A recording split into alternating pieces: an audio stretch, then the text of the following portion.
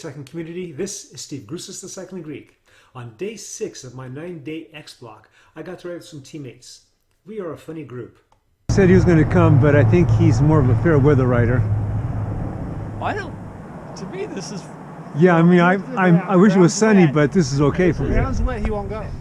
Really? Because to me this is like fine. I mean, this isn't rough or bad weather or anything. Yeah. The moisture on the ground is just from the moisture in the air. Yeah, well, that's same with rain too. Well, yeah, but it's not like dropping, you know what I mean? Smart ass Steve. This video presents a case study in the question, can a group ride be Zone 1? This ride was advertised as a mid-level ride. We weren't going to blast it, and it wasn't for the entry-level rider. And when we got there, we declared our intent as to what we were going to do during the ride. Oh, it's 9 o'clock. Alright, you said Zone 1, right? Well, if you go fast, we'll just follow you guys. Well, I'm not looking to hammer today, that's all I'm saying. Nah, me either. Oh, okay. Because I've been riding, you know, I've been riding for like 3 days. So Zone 1 sounds good. I'm just taking... It's a cold and dreary day. The Liz is going to clear up soon. So I'm hanging on this guy's wheel, and this guy's starting to go faster than I want to go. And so then eventually I just let him go because he's exceeding my parameters. So for my Zone 1, I want to keep it under 175 watts, definitely under 200 watts, but under 175. And for my heart rate, I want to keep it under 117 beats per minute. And he was starting to exceed that, so I just let him go. Eventually, my teammate goes to the front and begins to pull us back. And he's now starting to pass my parameters, but I'm still within him, and I'm just hanging onto his wheel. And then he brings us back to that guy that has that pulled away, or that I let pull away. But then my teammate keeps going, and I don't want to go the speed that he's going, so I just let him go. So now he's out there, and it's the rest of us. I'm in front again, and eventually the three of the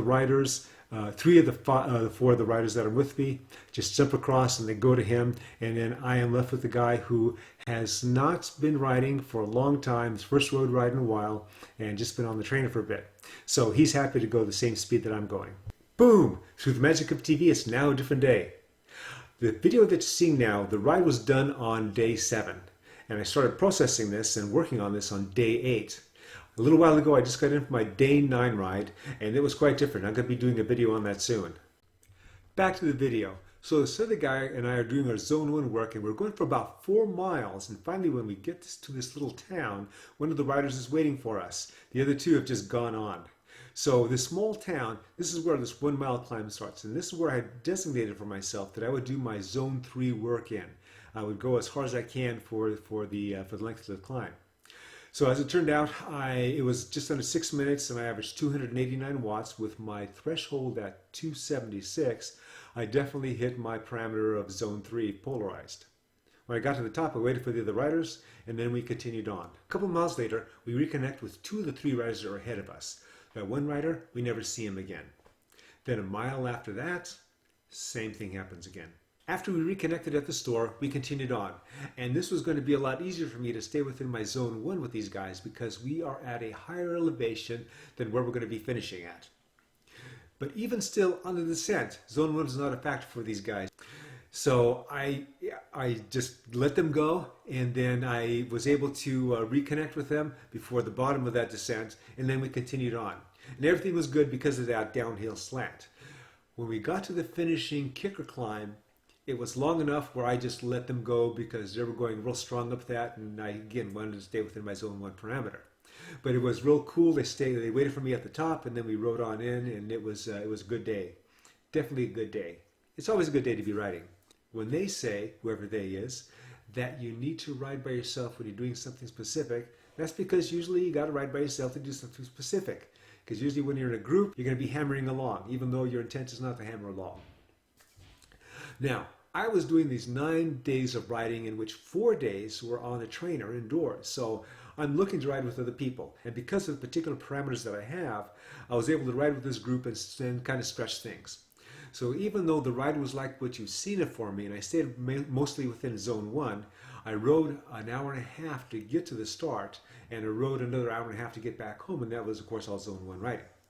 So how does it work in your case? Do you have a specific group of guys and gals that you work with where you all are on the same mind and you're all doing the same type of workout? Or do you got to kind of piecemeal it in, sometimes by yourself, sometimes with a group? Let me know and comment below. I hope you enjoyed this video, and remember, look for that day 9, that last day 9 video. That's going to be coming up soon. And always remember, comment, like, subscribe, hit that subscribe button, and then hit that little bell so you get notified whenever I put out a new video. I try to put a video out every week. Sometimes I do a couple videos in a week. Comment, like, subscribe. I said that. The Cycling Greek.